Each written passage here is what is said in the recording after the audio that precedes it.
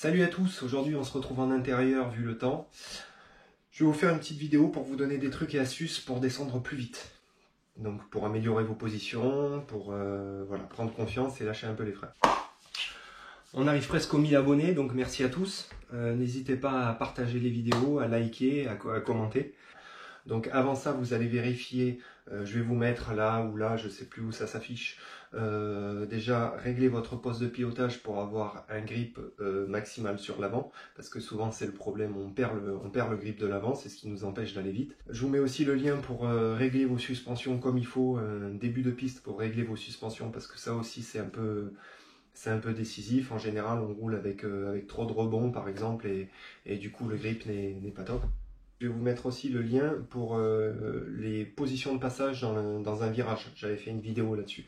Donc comme ça, après, une fois que vous avez ça, vous pouvez rejeter un œil là-dessus.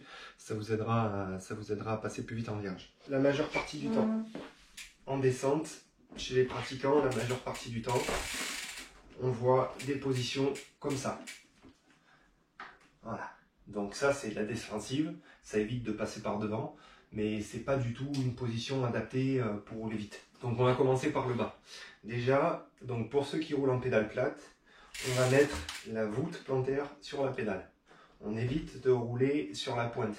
On a moins de stabilité, moins de contrôle, et en plus de ça, on tétanise plus vite au niveau des mollets, parce que bien sûr, on est toujours en tension.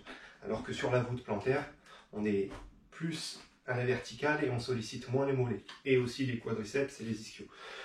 Pour les pédales auto, ce que vous allez faire, c'est que vous allez décaler votre cale vers l'arrière. Okay, là, je parle vraiment sur de l'enduro. Après, si vous êtes un pratiquant en cross-country, gardez votre cale sur l'avant parce que vous aurez un meilleur rendement. Mais pour de l'enduro, n'hésitez pas à décaler vos cales, enduro mountain, n'hésitez pas à décaler vos cales vers l'arrière.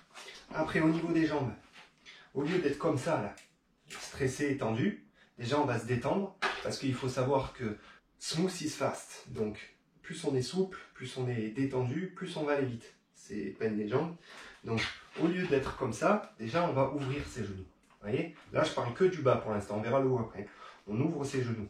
Et plus ça va être glissant, plus on va avoir les genoux ouverts et on va laisser faire le vélo surtout. Il faut être souple.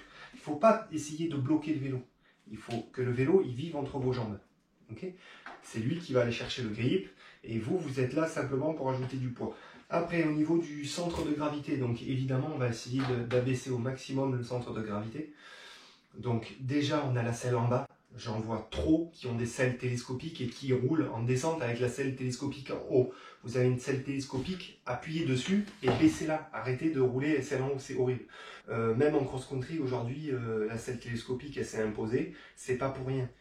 On va plus vite et on a beaucoup plus de facilité et de maniabilité avec une selle basse. On va chercher à abaisser son centre de gravité. Donc, ça va impliquer d'arrêter de se mettre en arrière sur la défensive. Ça ne sert à rien. On va se centrer sur le vélo, voire même charger l'avant, si on veut. On va au moins se centrer sur le vélo et on va baisser son centre de gravité. Voilà, vous voyez, on ouvre les genoux, on baisse son centre de gravité. Et là, je parle pas encore des bras. Et plus on va baisser, plus son poids va être vers le bas et plus on va avoir de grip sur le vélo. Si on est en haut, que le poids est haut perché, il n'y aura pas de grip. Au niveau des bras, on ne va pas être comme ça. On va ouvrir les bras et on va rapprocher le thorax de la potence. Là, on est sur une position d'attaque qui est faite pour aller vite et pour aller chercher du grip à l'avant. Et ce qu'il ne faut pas oublier surtout, ce qui est très important, c'est le regard. Là, j'ai le regard dans la roue, comme la majorité des pratiquants. On ne regarde pas sa roue parce qu'on ne peut pas analyser devant. Donc, ce qu'on va faire, c'est qu'on va le regard, il faut apprendre à regarder loin. Quand vous avez passé votre virage, il faut déjà regarder le virage d'après. Là, sur les virages à plat, on peut aller chercher du grip sur l'avant. Là, et il faut pas avoir peur d'exagérer, à se baisser, surtout quand on est grand comme moi. D'une position comme ça, défensive, on va passer à une position agressive, détendue, souple, le regard loin. Petites astuces pour les freinages. Donc les freinages, on évite de déraper au maximum. Déjà pour l'entretien, pour les sentiers, pour ne pas les détruire. Et de deux, c'est de la perte de temps. On ne freine pas dans un virage, on freine avant. Donc on essaye d'avoir, quand on pilote, on essaye toujours d'avoir un doigt sur chaque frein. Comme ça réduit le temps de réaction. Donc vous allez freiner en ligne droite, vous allez tourner, vous allez réaccélérer. Dans les freinages qui sont pentus, où on a besoin d'avoir du grip et même vous pouvez l'appliquer sur tous les freinages, n'hésitez pas à baisser vos talons. Ça, c'est très important. Vous le voyez, vous pouvez regarder des vidéos en DH ou en enduro. On baisse ses talons et automatiquement, on va s'abaisser. Là, vous baissez encore votre centre de gravité et par le fait, vous allez enfoncer votre roue dans le sol. Et là, vous allez avoir un meilleur grip au freinage. Voilà, donc on a fait le tour un peu des astuces. Donc, n'hésitez pas à régler votre poste de pilotage, vos suspensions. N'hésitez pas surtout à ne pas oublier à baisser votre selle à chaque fois. Avec ces petits trucs-là, normalement, vous devriez avoir vraiment une belle évolution. Si au début, vous avez tendance à rouler comme ça, en vous positionnant comme ça, vous allez voir une grosse évolution. Et surtout, mollo sur les freins. Voilà, ne freinez pas à outrance à un moment donné, laissez aller. Vous allez voir qu'en plus, souvent, avec plus de vitesse, on a plus de stabilité.